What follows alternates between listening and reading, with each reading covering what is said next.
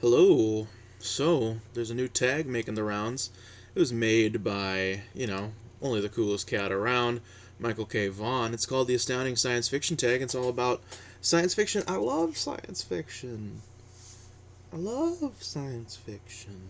So, it's 8 questions about science fiction. Your favorites, your relationships with it. Let's get into it. The first question is, what was the first science fiction book you read and what did you think of it?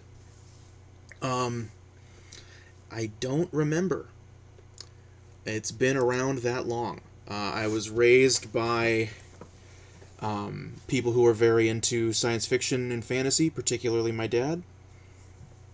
And it has been a part of my life since before I can remember. Some of the science fiction things that I think of when I think back to stuff I read as a kid, Animorphs is a big one. I think that one thing I want to say at the outset of this is that, like, when you're categorizing genre fiction, science fiction, speculative fantasy, things start to get kind of murky. I'm thinking about it in the terms of when I worked at the bookstore, which shelf is it going to go on? Is it going to go in the is it going to go on the fantasy shelf? Is it going to go the truth is that it's the same shelf. But like I'm not going to split hairs too hard here. Fantasy in my mind is like high fantasy or grimdark fantasy, orcs, elves, a fantasy world. If it takes place in the real world, but there are fantastical things in it and futuristic things in it, that's more the thing. That's science fiction to me. Anyways, so the Animorphs to me fits that description. Aliens, things like that. That's science fiction to me. Even though it's not hard sci-fi, whatever. So Animorphs was a big one as a kid, about two warring races of aliens come to Earth, and the good ones, oh my god, what are they called? The Andalorians? Is that right? Give these children the ability to transform into animals and aid in their fight against the Yeerks, which are the evil aliens. Pretty wild series. Gets very dark and fucked up. And it's one of those things when you like when you're a kid and then you're an adult and you're like, oh yeah, that makes sense that I like that so much. That should have been a indicator to some adult in my life that there was something going on. Other sci-fi that I really liked as a kid, books wise, I didn't really, I can't really think of any others until I started getting a little older and I started reading adult books when I was 9 or 10 or so. And my dad was trying to get me to read a lot of classic sci-fi at that time.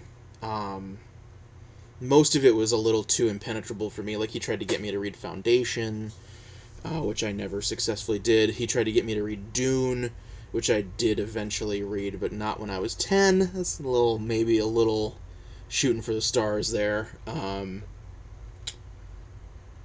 But the first sci-fi book that I remember like really being enamored by was when I was probably 11 maybe, and that was Snow Crash by Neil Stephenson. Um, I don't think I'd ever read or seen any cyberpunk anything before then, and it felt like really fresh and cool and relevant because it was a fairly recent book at the time. I would have been 2001 or so, 2002 when I read it, and that book came out in like what 94 I think or something like that. And it was like it was a book about the internet. The internet was still a fairly new thing at the time. It felt plausible. It also has a ton of tropes in it and things that I really love to this day: cults, secret societies, um, very sort of goofy humor, and a very sort of cynical um, and anti-capitalist resentment running through the whole book. Um, I think that I read, it was one of my comfort books as a youth, like from when I read it until I was like 18 or 19. I reread it like once a year pretty regularly. I think as an adult it probably is like, I don't think it's an impeccably written book. I don't think Neil Stephenson is in that book at least, showing like incredible chops as a wordsmith. It's just a really fun, enjoyable kind of ride. It's like a popcorn book, but like a really good one. And that's fine. Not every book needs to change your life. So yeah.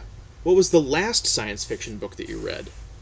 The last one that I think will fit the umbrella of science fiction most neatly that I read was the novella Sleep Donation by Karen Russell, who most famously wrote the novel Swamplandia.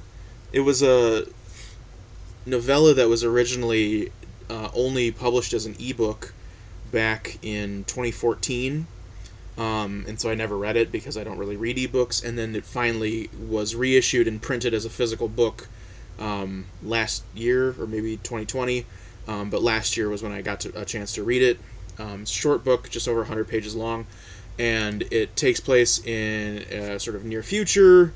And there is a insomnia crisis that is sweeping across America.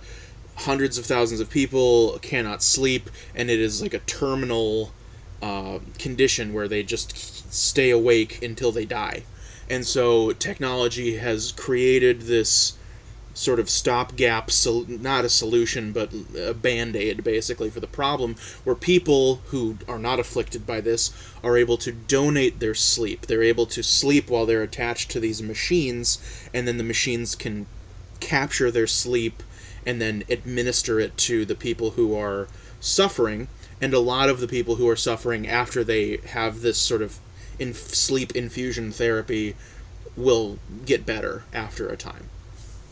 And so it follows this woman who is working for this company to try and... She's basically like a fundraiser who's trying to... she's cold calling people, talking to old donors. It's very familiar to anybody who's ever worked in nonprofit, trying to get people to donate their sleep. And it's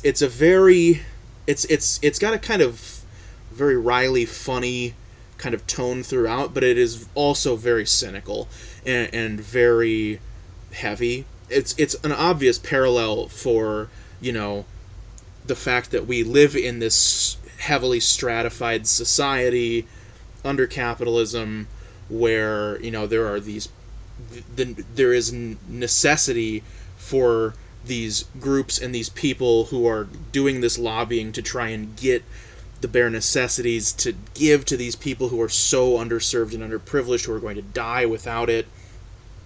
But then so much time and resource and effort is spent trying to get the meagerest morsel for these people that there's like nothing left by the time it gets to them. It's just like this crushing empire of hierarchy that is you're just pancaked under the weight of all of the strata above you. Tough, but very good. I like Karen Russell. I read Swamplandia back when it came out, when it was very popular, and I had a good time reading that book. I enjoyed myself. Didn't change my life, maybe, but I had a good time, and I felt the same way about Sleep Donation. If you love science fiction, what made you love science fiction? I think this, again, is going to go back to just growing up. My parents... My dad is, I don't know how much I've talked about this, but my dad is a very big Tolkien fan.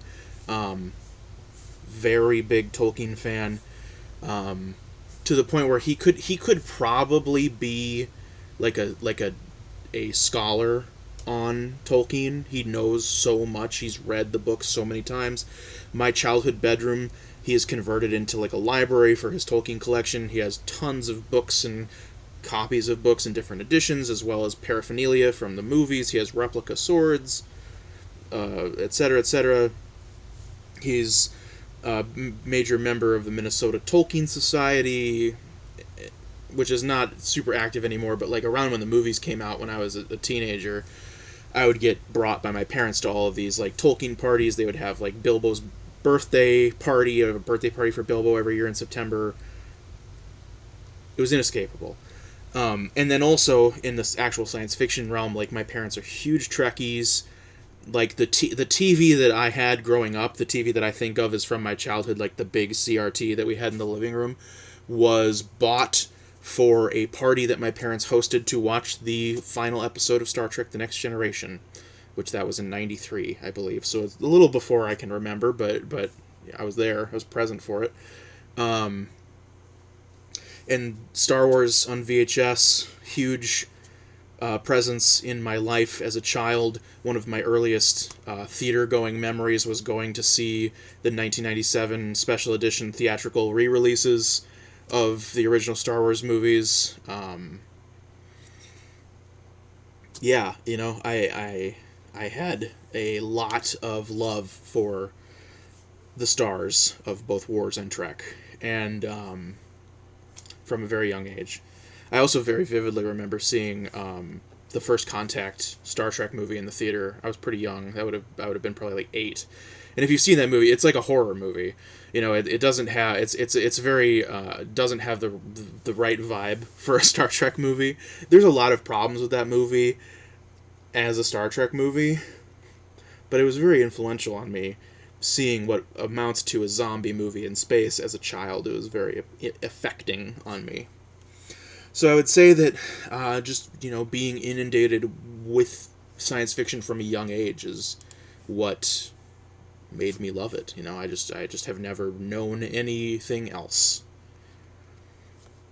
Number 4 is, what is your favorite science fiction movie? That's a pretty easy pick for me, because the movie that I have traditionally for the last 8 or so years thought of as my favorite movie is a science fiction movie. It's Stalker by Andrei Tarkovsky from 1979. It's based on the novel Roadside Picnic by the Strugatsky brothers, who are legendary Russian Soviet science fiction writers, brothers. And they co-wrote the script with Tarkovsky, though it feels like I think that Tarkovsky was kind of the main guy writing the script. And so Stalker concerns a world, a country, it's Russia. In the near future, there has been what amounts to an alien visit. Aliens have come, they have landed in an area, and then they have left. And the area has been cordoned off by the government. It's referred to as the zone. Everybody was evacuated out of it, and it's illegal to go to it. But there are these people, this profession called the Stalker, who are people who will smuggle you into the zone. And why does anybody care? Why does anybody want to go? Well, when the aliens came and they left their mark on the land that they visited. They changed it in very weird ways that are almost incomprehensible to human beings. But the reason specifically that people want to go to the zone is because it is said that in the zone there is a house, and in this house there is a room. And if one goes to this room, it is believed that their deepest, truest desire will be granted. Their wish will be given to them. Now, the catch, of course, is that the thing that we think we want is never the thing that we truly want. You know, it's a monkey's paw kind of scenario. Early in the film, we're related with the parable of the Stalker, who was our main character Stalker's mentor, who gave in to the he you know, Stalkers are not supposed to go into the room. It goes against what they believe in. But when this man's brother died, he was in incredible grief and thought to himself, aha, of course, if I go into the room, my brother will come back. He'll be brought back to life, and I will have him again, because that is, the thing I desire the most in the world. And so he went into the room, And what happened was that he became incredibly wealthy overnight, became obscenely rich. And when he realizes that this is his truest desire, not his brother's life, and he is faced with, what that says about himself, he commits suicide. And so the plot of the film revolves around a stalker bringing two men into the zone. The men are only referred to as their professions. We have the stalker, of course, and then we have writer, who is a novelist, and then we have professor, who is a science professor at the university. The film is very long. It's Tarkovsky, so it's very slow, very long. A lot of people who maybe aren't as accustomed to that sort of style of film may find it boring.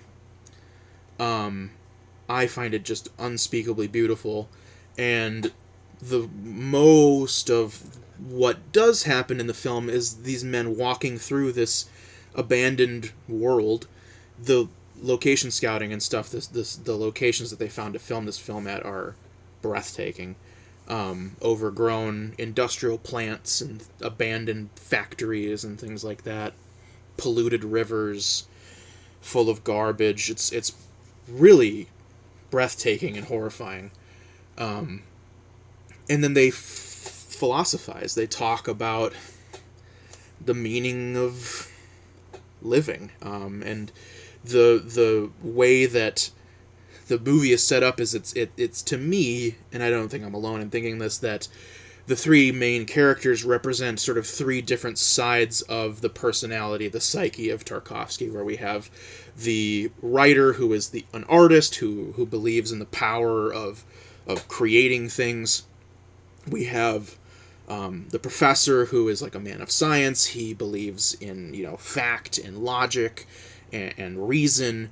And then we have Stalker, who is a man of faith. He's driven by passion. He's driven by something bigger than himself that is inexplicable, that he's drawn to this sort of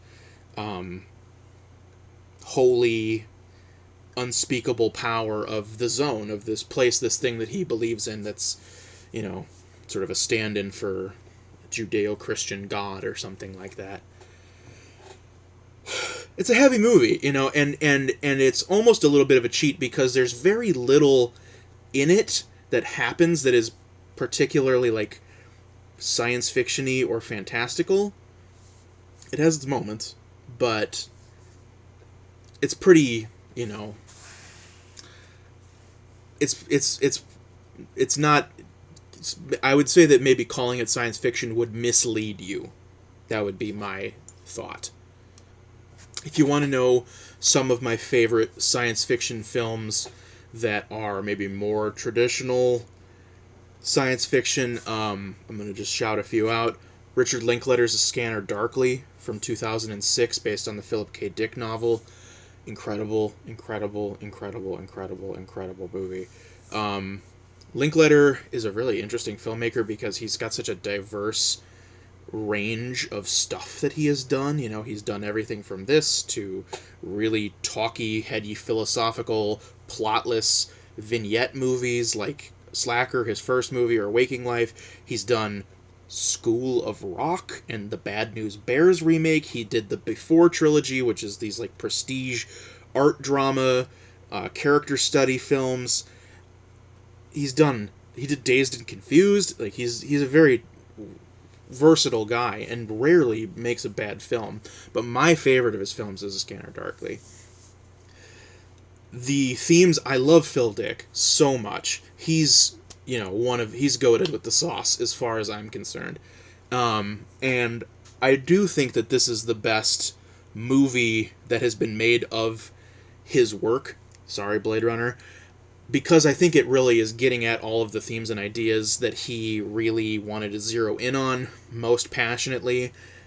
I think it's about a police officer in this sort of near future semi-dystopia California, who's infiltrating this gang of drug addicts and criminals, and who all are addicted to this drug, this new designer drug called Substance D.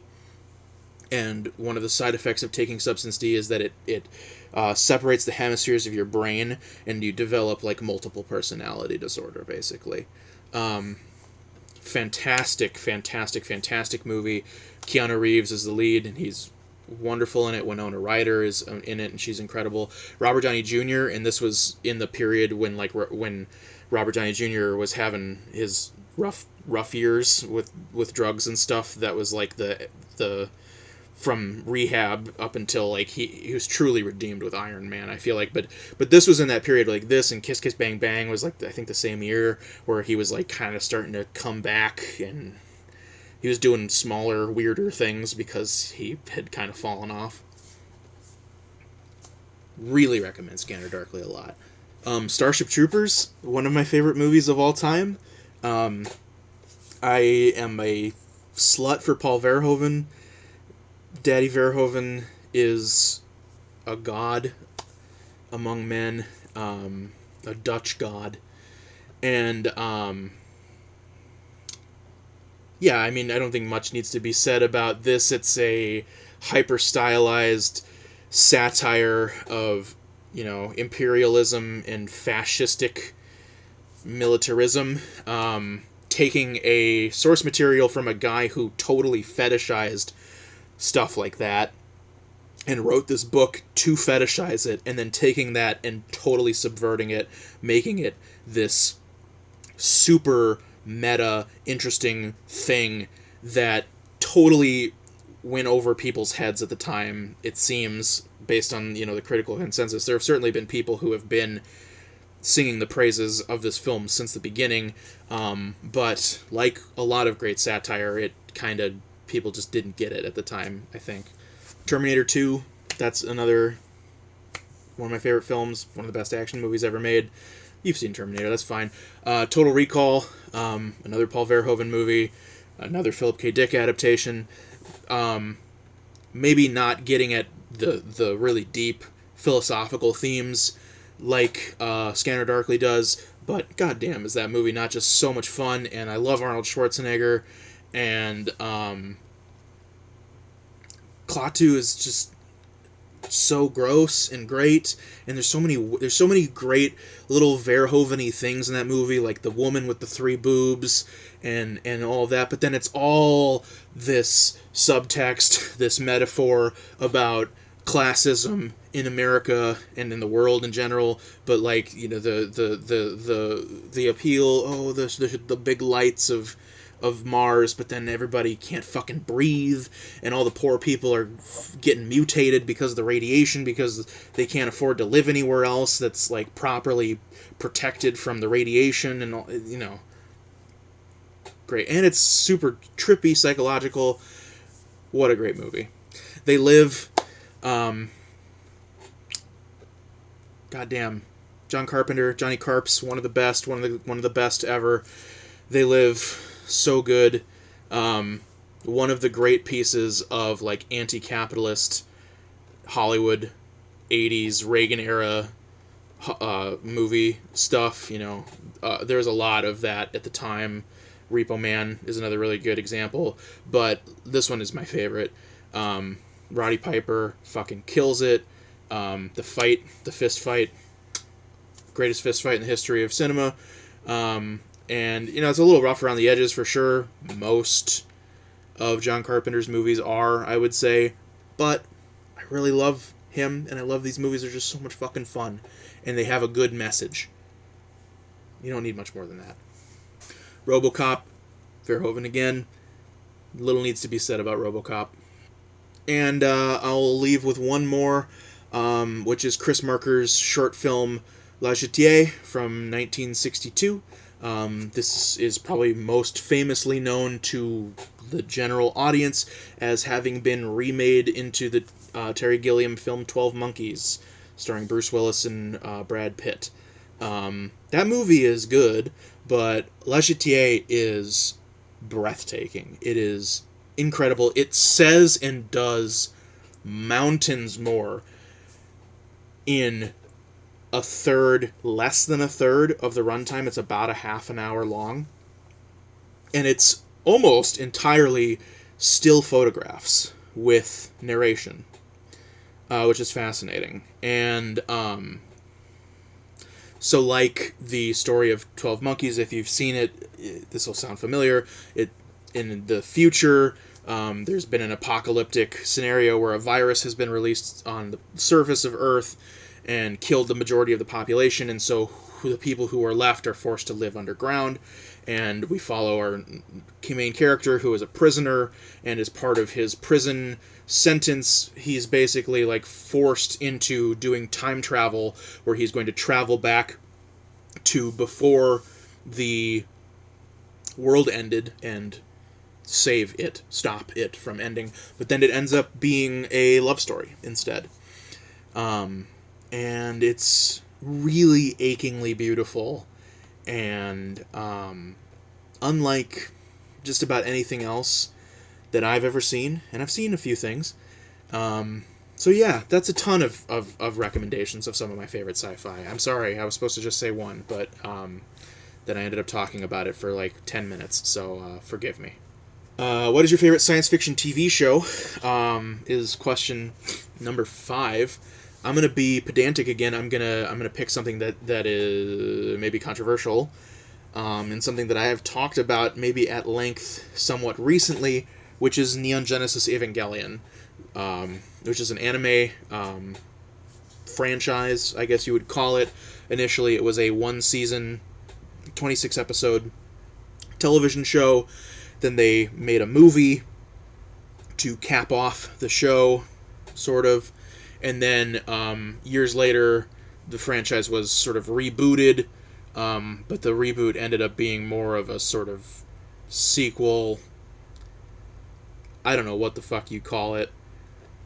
It's almost like if you had like a parallel universe of different version of the same story happens.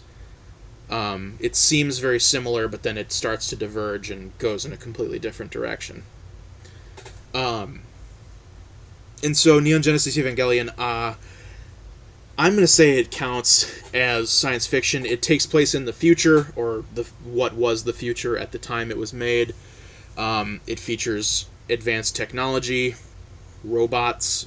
It's a robot anime, at its core, about fighting kids piloting giant mechs to fight monsters.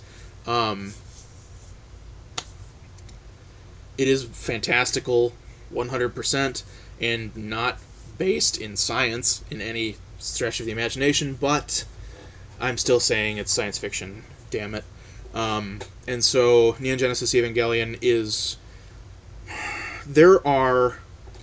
I can only think... There are only maybe, like, 10 things ever that have meant as much to me on the same level, the same sort of S tier as Neogenesis Evangelion. Very, very rare. Very few things.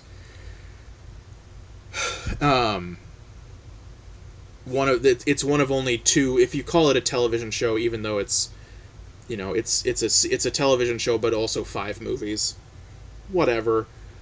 The only television show that, besides Twin Peaks, that has meant that much to me. And I've seen a lot of TV shows in my time, and there are a lot of really good ones, but none of them that, like, really mean a lot to me. Evangelion is about a world where there was a cataclysmic event about 15 years prior to the show starting, that is referred to as Second Impact. First Impact being the meteor that killed the dinosaurs, and Second Impact was a meteor crashing into Antarctica. It melted the polar ice caps, killed half of the Earth's population. All sorts of fucked up stuff happened because of it. And basically what is happening at the outset of the show is that this child, this 14-year-old boy, Shinji Ikari, who is estranged from his father, he is called in by his father to come back to Tokyo 3, where his father lives, to work for this secret government organization called NERV. And even though he is estranged from his father, he wants his father. He craves a relationship with his father that his father is seemingly incapable of providing for him, and so he tries to do things to please his father to see if he can get that relationship that he really wants to have with his father. Father stuff. What can I say? It hits close to home. And so what is happening is that there are these monsters, these creatures, called angels, that are these big, weird monsters that are attacking. They're coming to Tokyo 3, to the NERV headquarters for some reason, and the only way that we can defeat them are with these things called Evangelion, which are these big humanoid robots. They're like living machines, basically. They're like biomechanical weapons, and they can only be piloted by 14-year-old children. Now, this show is so dense with lore and weird shit, and there are a lot of explanations for a lot of the things that I have told you, like, where do the angels come from? How come only 14-year-old children can pilot an Evangelion? What the fuck is an Evangelion anyway? Why did an asteroid hit Antarctica? Did an asteroid hit Antarctica? All of these things and more are revealed to you as you watch the show. But it is so dense. It is really a text, if you can, I think of text as a sort of more catch-all term. It is a dense text that really wants you to watch it over and over and over and over. Now, of course, in the age of the internet, we've got fan wikis, we've got ending explained YouTube essays and things like that can hold your hand along the way, and that's fine. I don't have anything against people doing that necessarily, but that's not usually how I engage with art personally, because I don't feel like, it's like if the creator wanted to definitively tell you what something meant or whatever, they would, and so why am I gonna trust this guy on the internet that he knows, he figured it out, he's right definitively. There's a very famous and controversial YouTube video called called The True Meaning of Twin Peaks Explained Objectively, or some shit like that, and it's like 5 hours long, and I tried to watch it and it made me want to fucking die. But anyways, Evangelion, it's brilliant. It starts out as a pretty standard, maybe a little weird mech anime, which there are a ton of mech animes. Particularly, this was made in the mid-90s, so it was a pretty established thing by that point.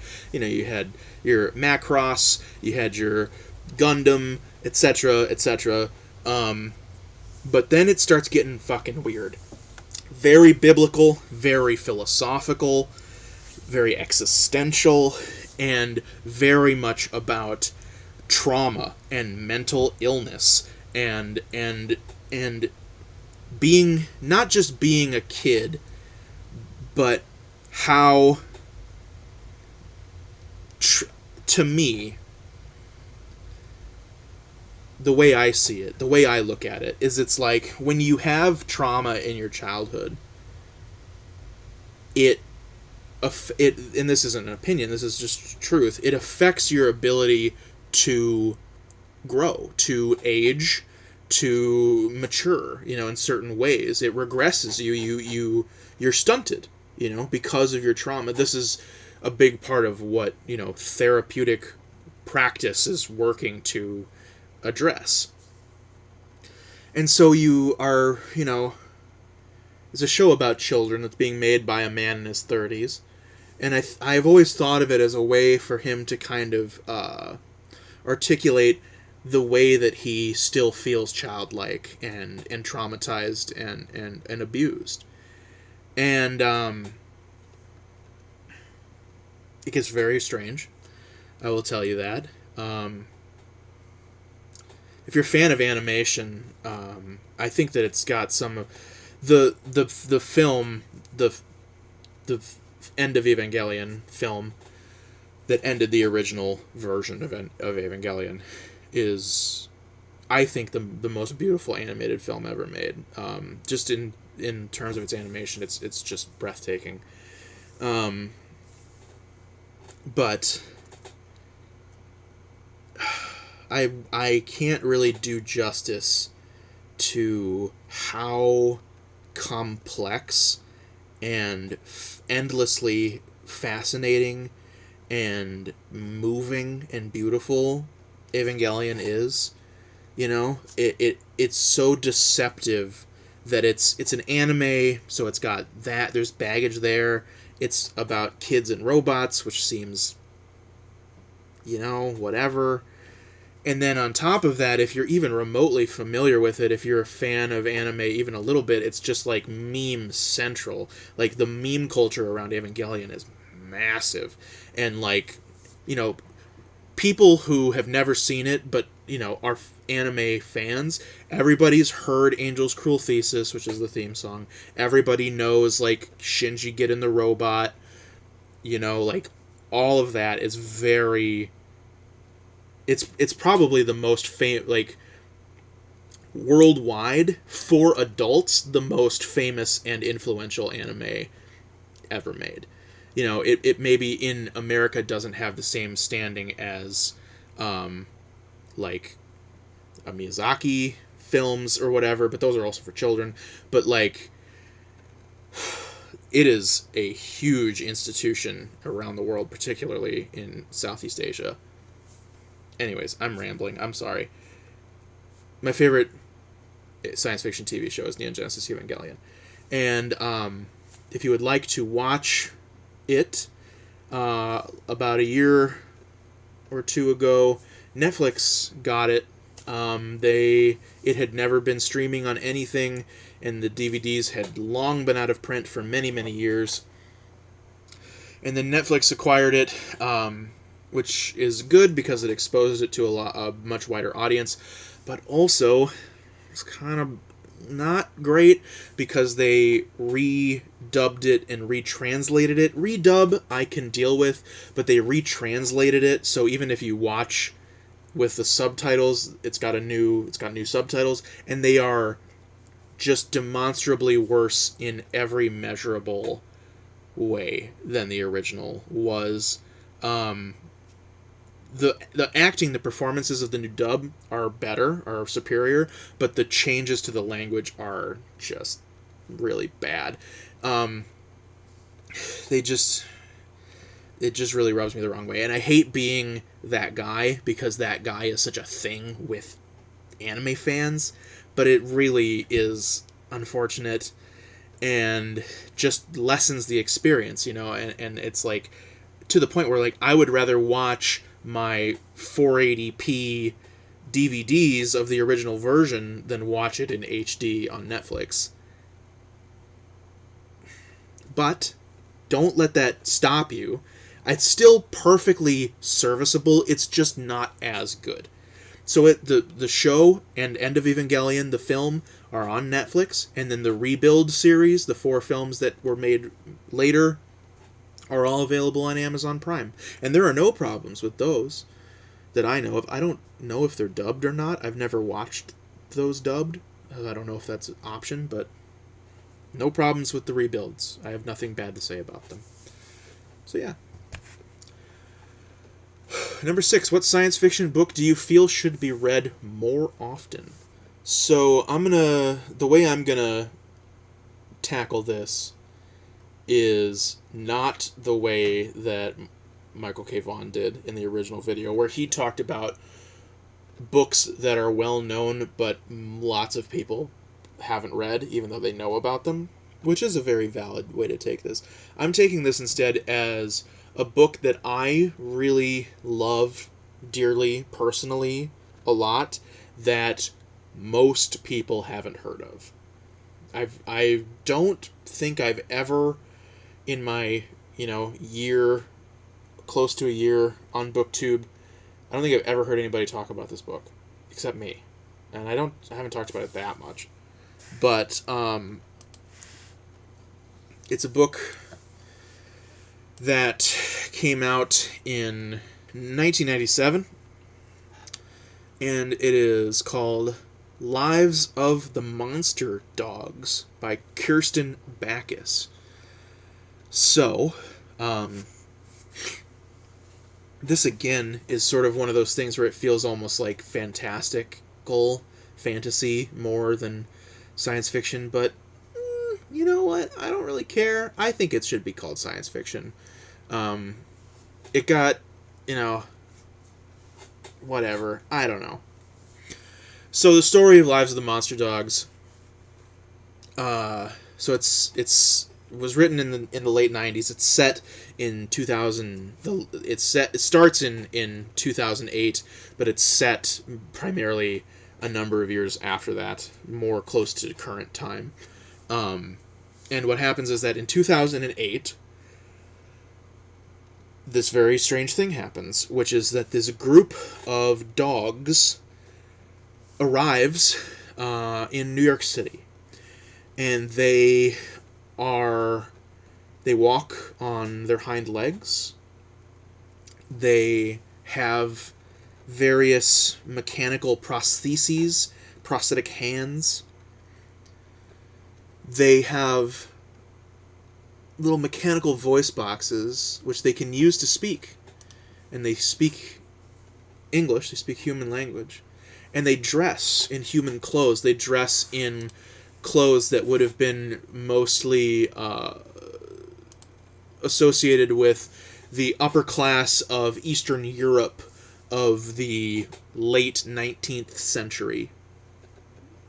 You think of a rich Polish gentleman from 1895. That's what these dogs are dressed like. And they arrive in New York City and cause this massive furor and uproar.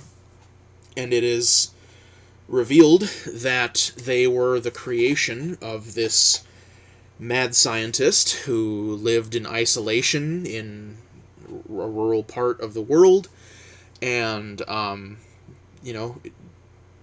did some pretty foul stuff to these dogs for his entire life, experimenting until he perfected the craft of giving these dogs the ability to live as part of human society.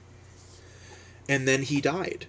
And the dogs, went on living for a time, but then were sort of faced with a crossroads where they knew that they either had to leave and go to society or die. They were not going to be able to survive on their own, so they decide to come to New York City. And immediately they become celebrities, of course, because they're curiosities.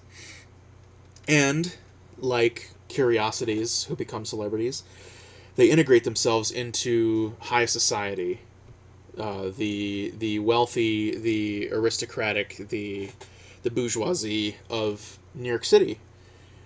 And it is a fascinating and deeply weird, but deeply affecting and emotional story about what makes us human, and what purpose there is in living a human life versus the life of an animal, and what makes us tame, what makes us wild, and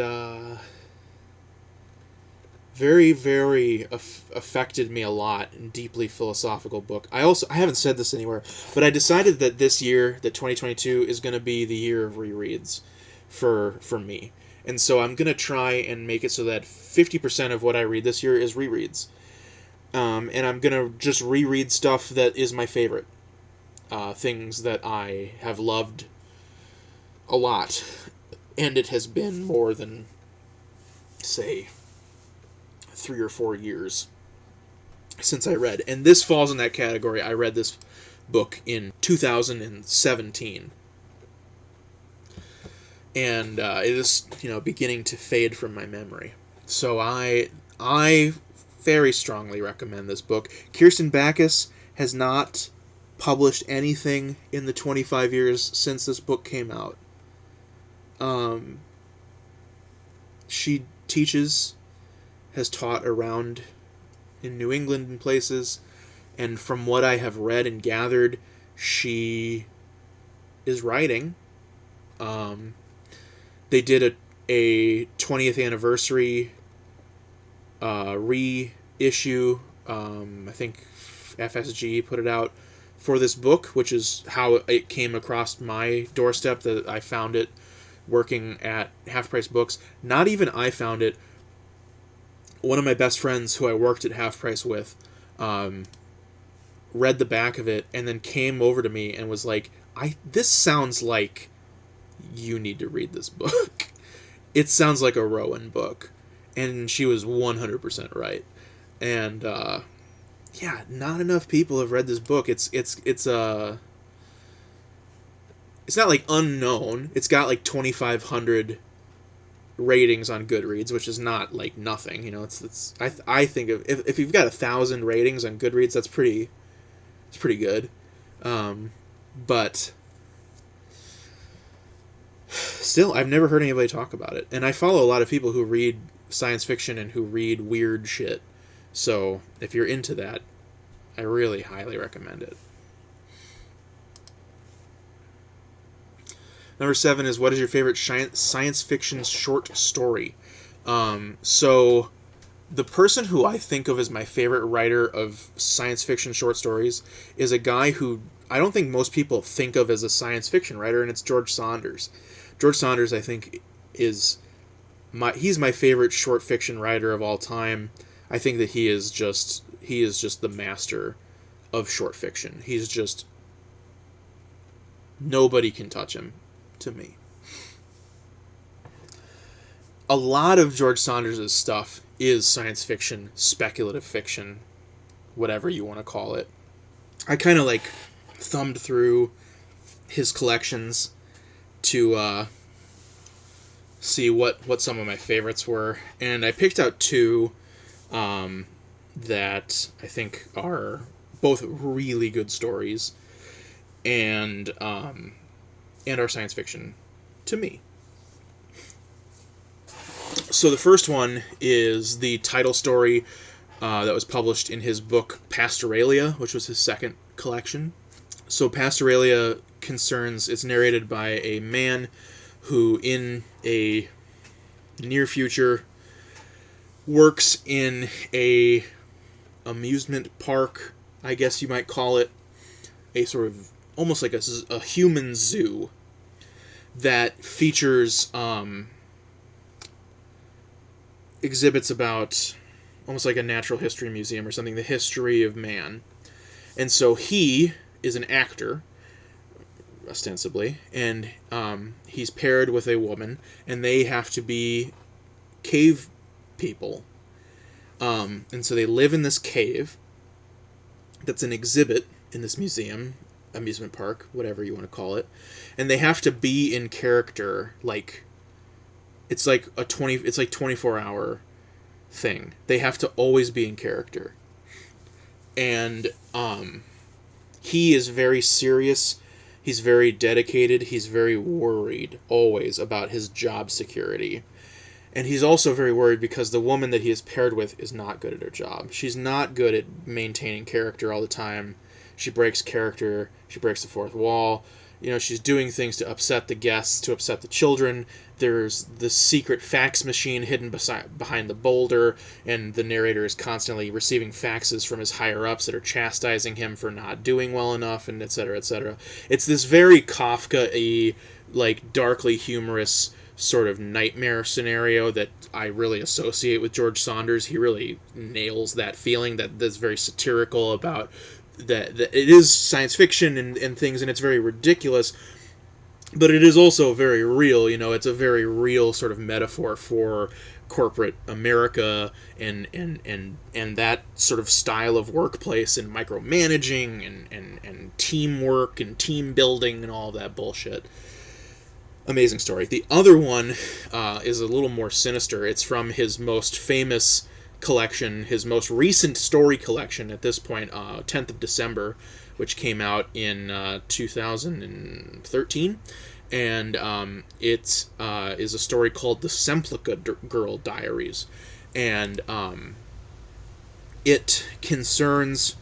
I'm going to kind of spoil the story a little bit, because one of the cool things about the story is that what is happening isn't totally clear at first, and then part of the really incredible part of the story is figuring out what is happening and then having the aha moment. It never really, there's not a moment where the story shows its hand and tips its hand and is like, aha, here it is, it was the old butler all along. It's more just eventually you just sort of piece it together and you're like, oh god. So it takes place in a near future, like many of his stories do.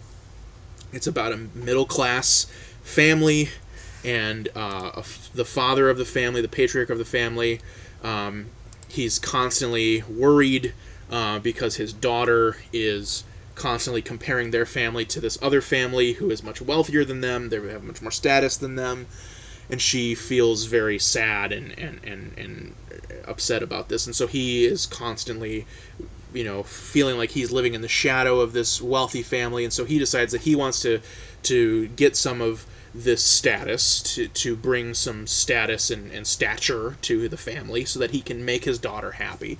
And the way that he chooses to do this is to purchase these things that are very popular with the wealthy, which are called Semplika girls. And it's not entirely clear at first what a Semplika girl is, but eventually you figure out that Semplika girls are women from developing nations who are brought to America as indentured servants, and they are used as lawn ornaments. They stand in your yard like a statue, like a living statue, for rich people, as a show of their wealth. Very fucking scary story. And then what maybe the main narrative thrust is that the younger daughter, not the daughter I mentioned before, she becomes very taken with the plight of the Semplika girls and feels responsible and wants to try and free them, save them. Saunders has got such a very razor sharp tone to his stories, so deeply, darkly cynical, but so absurd at the same time. It's like you have to laugh so you don't cry kind of thing, and he hits that tone so on the nose every single time. It is, like I said, for my money, he's the king. Nobody can touch him. And the final question is, what is your favorite science fiction book?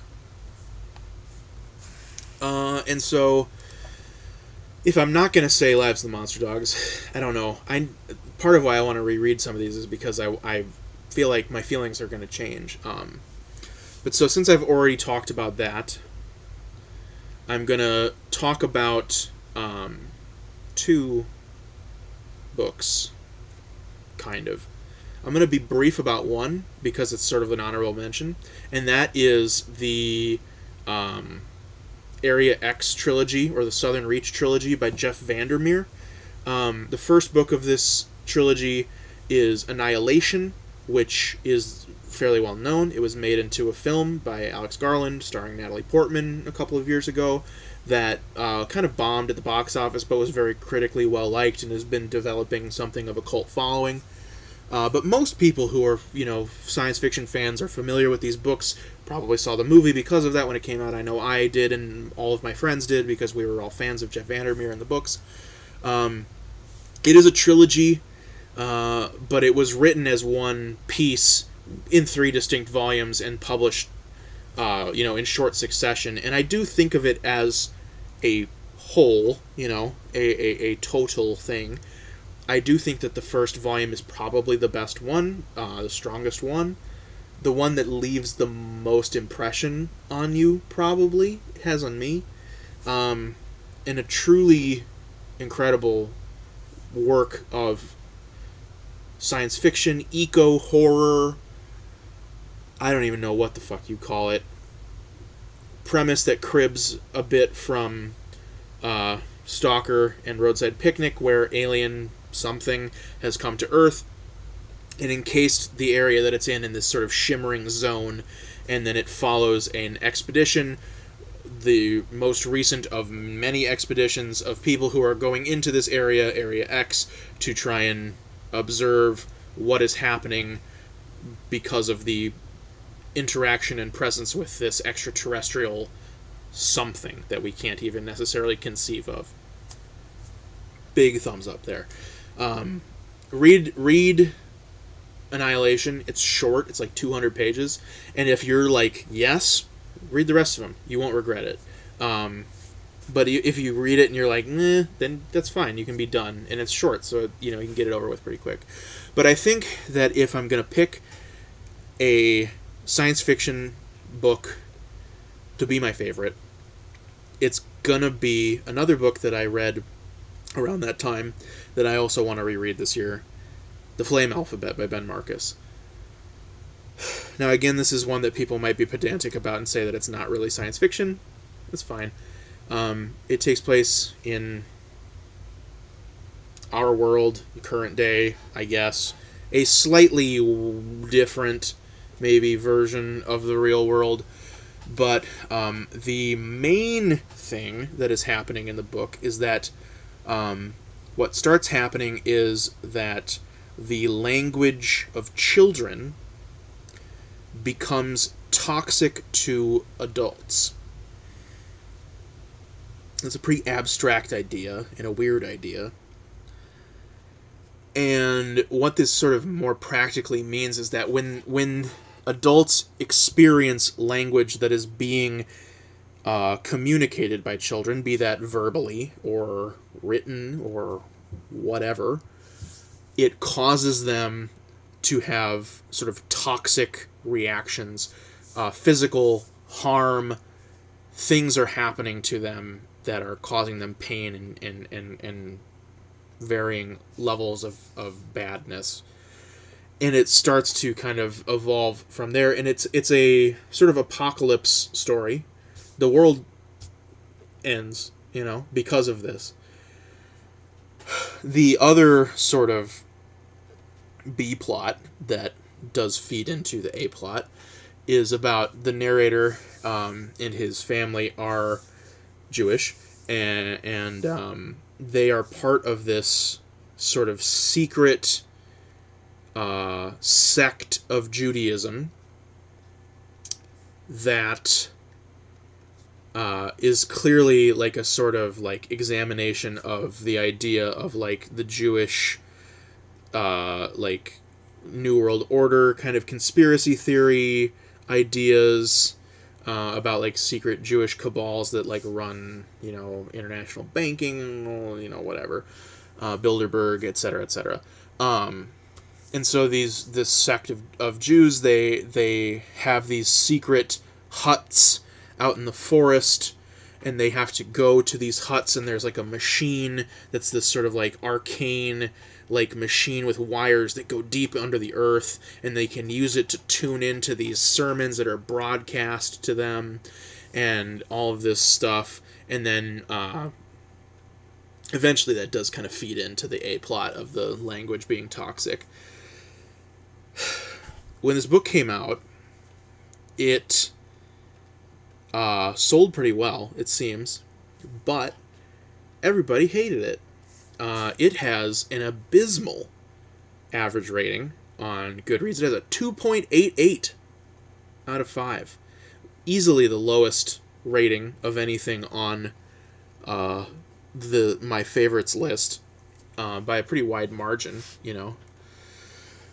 And the other things that are come even remotely close to being that low, I think suffer because of the same reason. The main one I think of, the other lowest thing on the list, is Threats by Amelia Gray. Now, both of those books have low ratings for the same reason. People did not know what they were getting into when they started reading this book. When you read the reviews of it, every review is like, I thought this was going to be some sort of science fiction thriller, but instead it is just this unintelligible mess of gobbledygook and pointless drivel, etc., etc., etc. Because, if you're familiar with Ben Marcus, he is a writer of experimental fiction. Of his novel works, this is easily the most conventional of them that he has written, but it is still very strange and very surreal and very detached from convention. And it's a book about language, right? It's a book about the power of language. It's a book about examining how we communicate, which is something that Ben Marcus is very interested in. He's you know, these are themes that he explores often in his work. And so it only makes sense to me that a book about language and deconstructing language have language itself be deconstructed in it, right? It just, you know, it makes sense to me. But I think that people bought this book, you know, NPR crowd, you know, they heard, oh, you know, this sci-fi thriller, literary whatever, you know, they go in, they're thinking they're going to get Colson Whitehead's Underground Railroad, and not to belittle Colson Whitehead, who I have an incredible amount of respect for, but that's not what they got, you know, and I think that's what the ratings reflect. You know, if you go look at Flame Alphabet on here, yeah, so like the second most popular, when you look at the reviews on Goodreads, let me read the beginning of this to you. This just makes me want to fucking die. Nicole gives 1 star. 70 pages in, and this is the most boring thriller I've ever read. The premise is amazing. Language that kills! And apparently it's a true story, because reading this is a slow and painful death. I'm not usually a quitter when it comes to books, but I don't think I'm going to make it. I keep skipping whole useless paragraphs. Ben Marcus is clearly trying too hard. There's a point where flowery prose must end and make way for an actual plot, but apparently Marcus does not agree. The Jewish subplot, if you can call it that, is completely unnecessary unless the author's point was to simply alienate the majority of his audience. In that case, he has succeeded marvelously. I have no idea what all the religious subtext has to do with this story. Well, maybe you haven't gotten that far enough yet, you stupid asshole. And since I don't know a lot of Jewish mythology, I am left wondering what of this is based on fact, and what of this, I have a feeling most, is bizarrely exaggerated fiction, and that she is correct. Maybe it is just too heady for me. Again, I think she's correct. Either way, there are so many better books to be read. Why should I waste more of my time on this one? That, I'm going to say, incorrect. What do you like, Nicole? What books do you think are worth reading? Huh? You give my fucking favorite book of science fiction a 1 star. Huh? Huh? What do you like? What do you like? What do you give 5 stars to? 5 stars for Colin Jost's memoir. The fucking compilation of advice columns that Cheryl Strayed wrote. Tiny Beautiful Things. She gave that a 5. That doesn't surprise me. Here we go. Ready Player One, 5 stars. Handmaid's Tale, 3 stars. Yeah. Nicole, you dumb. You wrong. You should be embarrassed. Anyway, sorry that I went off on that tangent. That was fucking pointless. Alright, well, this I thought was going to be fairly short, and I was horribly wrong. Maybe I'll cut a bunch of the drivel and make it shorter. But, anyways, thank thanks for watching. Thanks, Michael, for making this tag. It was really fun. I love science fiction, so it was fun to get to talk about it. And I got to talk about a few books that I like, Monster Dogs, that I haven't gotten a chance to talk about. So, yeah. Have a good night, everybody.